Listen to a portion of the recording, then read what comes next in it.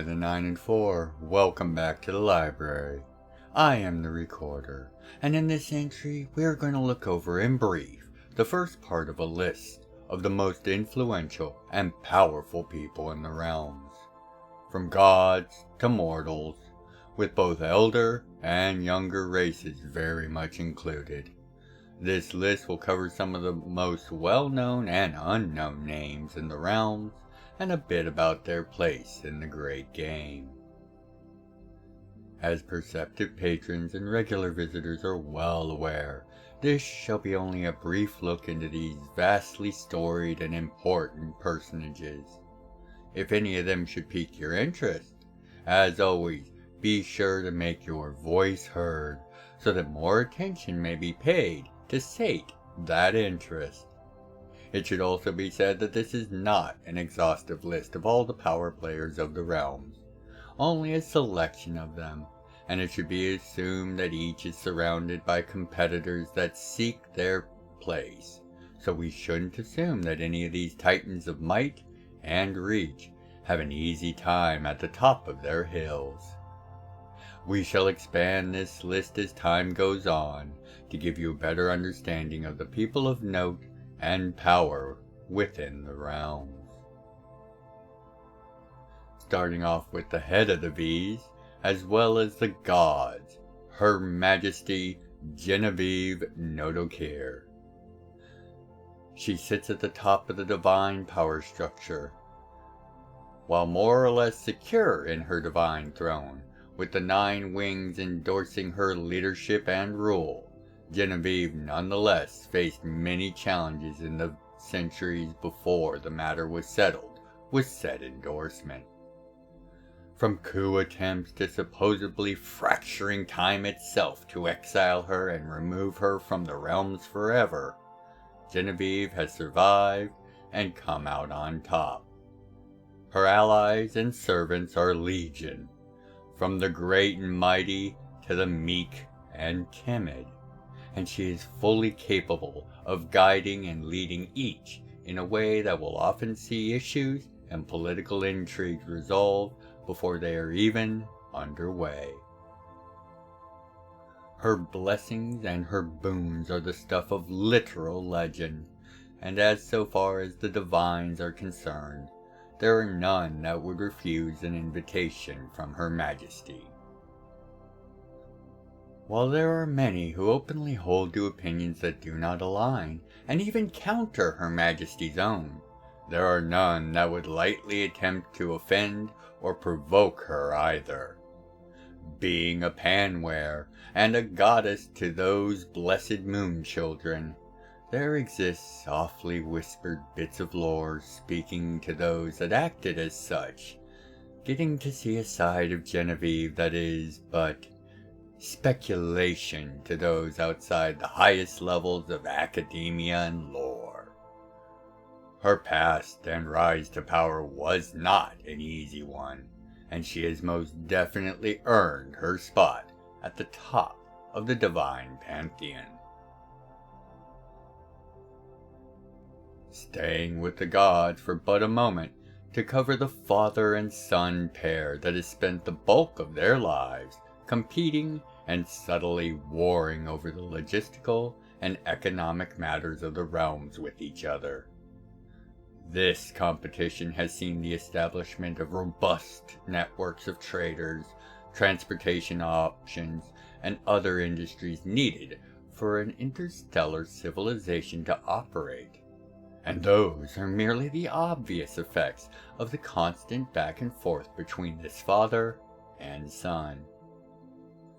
The rules of their game are not known to any but themselves, but from observation alone it is clear that there is far more than pure profit in the calculations as to the current leader of this game, as neither of the two has pursued options that would rely on the use of slavery or substandard working conditions.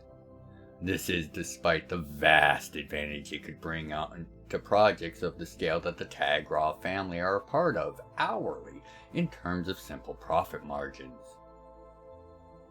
It appears that the ability for the various middlemen, crafters, merchants, traders, ship captains, and the security that would go along with them, to live lives of, if not plenty, of reasonable and fulfilling comfort, is one of the matrix that is used in this great game of realms-wide trade.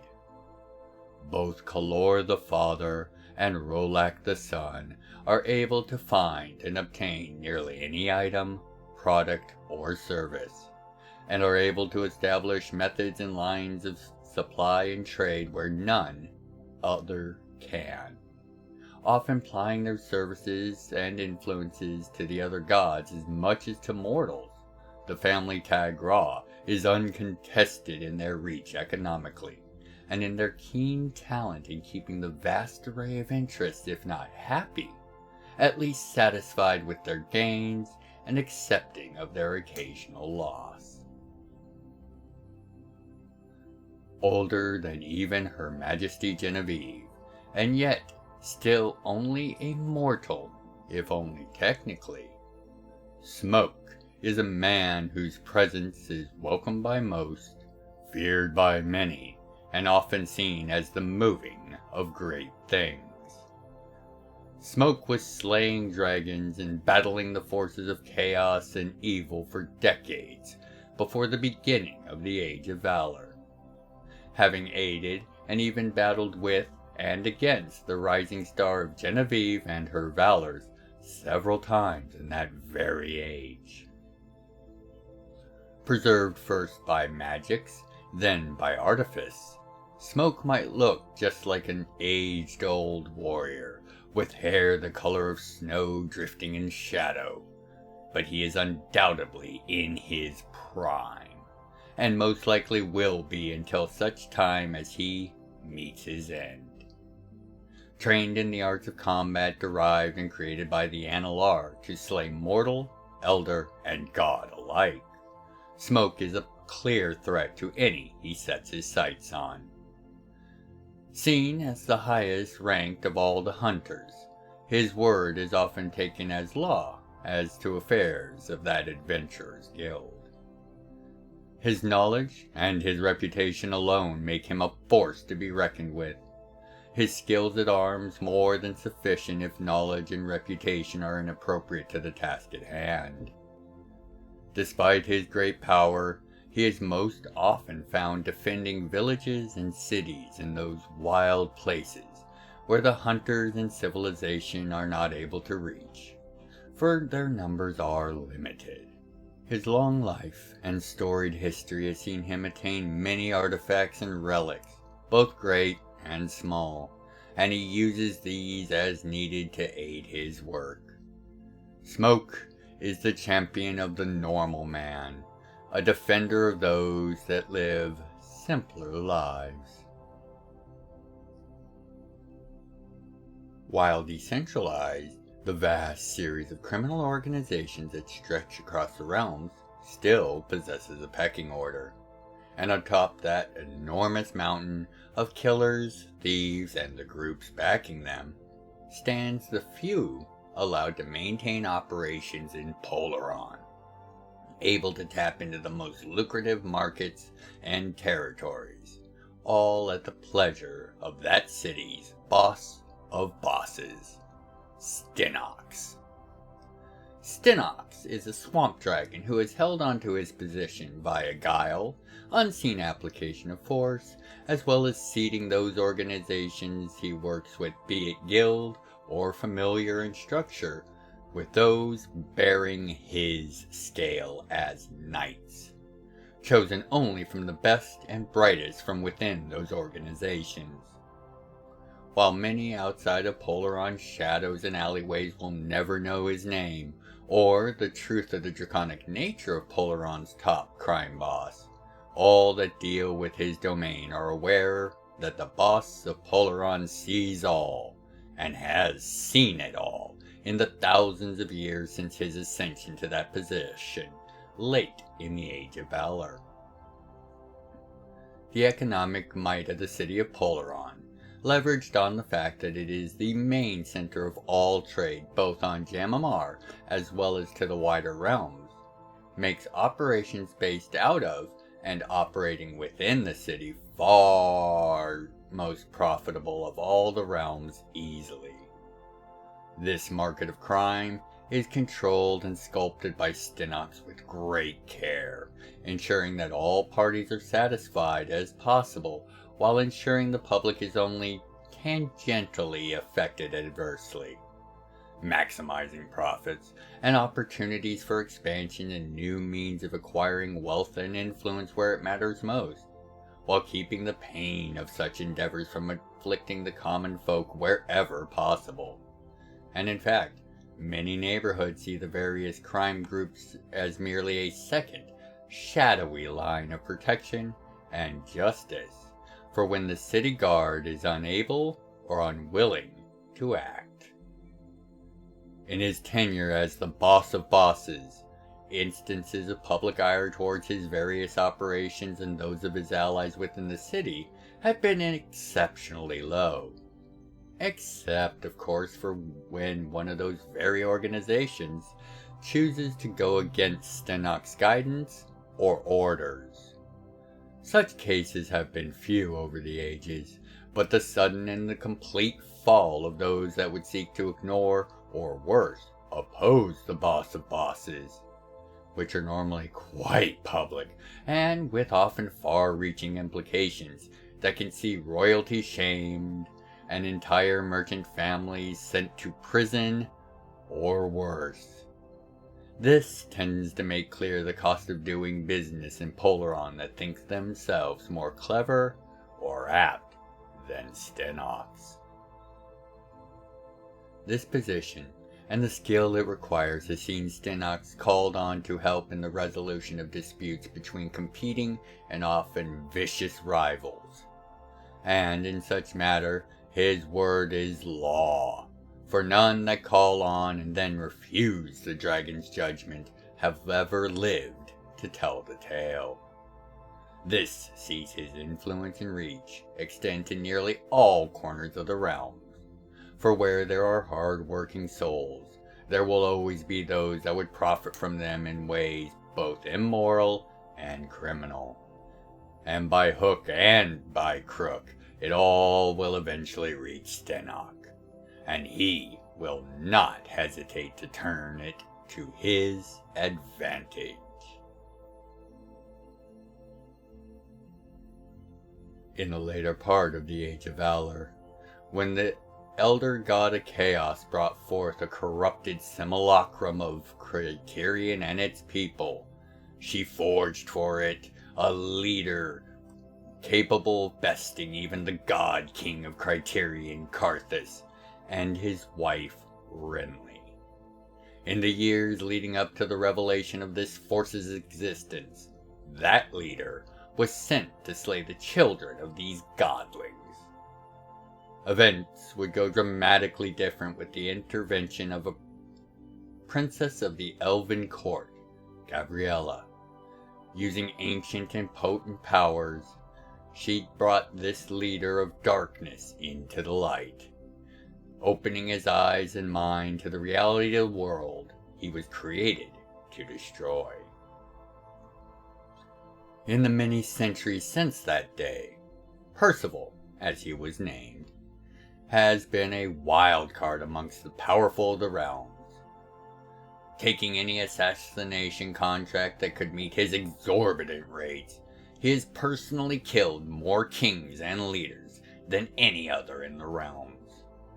Of course, he is no fool, and contracts for those whose death would bring about unwelcome amounts of change or disruption will often be refused or otherwise subverted, even if he were to accept. At times, this subversion is by direct divine intervention, with a god arriving just in the nick of time to stop this most unfailing of assassins. Of course, Percival always ensures that his clients understand that godly interference is beyond his ability to prevent or avoid, and for his own safety, any contract resulting in it is null and void on the spot. This will often see him calmly and casually strolling out of a secret bedchamber or other hidden place of power, having just infiltrated and made a mockery of the target's security, defenses, only to be halted at the last moment by a god or their messenger. And none with wit or wisdom get in his way or seeks to stop him as he leaves. For if he is left unassailed, he will simply walk out and vanish on the winds like a shadow. Well regarded by many in the underworld, as well as respected among the gods themselves, Percival is a man who is able to walk both in the halls of the bees and the back alleys of Crater's Drag with equal calm and comfort. His advice comes rarely, but is never to be discounted. And V's preserve you if he has accepted a contract for you, for they are likely the only ones who can. From gods to assassins, these are but a few of the many persons of note and import in the realms. Of course, more shall be covered in future installments and entries. Have no worry or doubt of that. But of those covered in this entry, which are you most interested in seeing more about? And whose tale would you like to see further explored? Be sure to make your voice heard in the comments below, by tweeting Master Gryphon at Twitter, or by becoming a member at Gryphon'sLibrary.locals.com, where you can get sneak peeks into ongoing projects, votes and polls to guide the subjects of future entries, all for free. You may further interact with myself as well as the wider community if you choose to become a supporter, which of course is purely optional, and while it will allow for full access to all exclusive content posted on Gryphon'sLibrary.locals.com, I ask that you only consider to do so after you are fully secure in your own situation.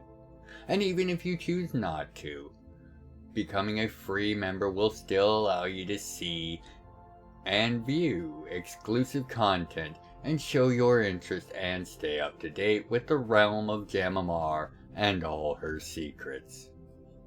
Thank you for your time, your consideration, and of course, interest in Gryphon's Library and the tales and lores of the realms of Jam'mar we cover here. Until you next find your way back to the library for your next entry of Intro to the Realms, by the 9 and 4, be well, take care of yourselves and each other. If you'd like to contribute to the further exploration and explanation of the realms, please consider leaving a comment, a like, and sharing the video around. I read all the comments and make efforts to reply to each. Thank you for helping to grow the channel, and know I look forward to each and every one of your comments. Other methods of support can be found in the channel's description. Thank you for watching.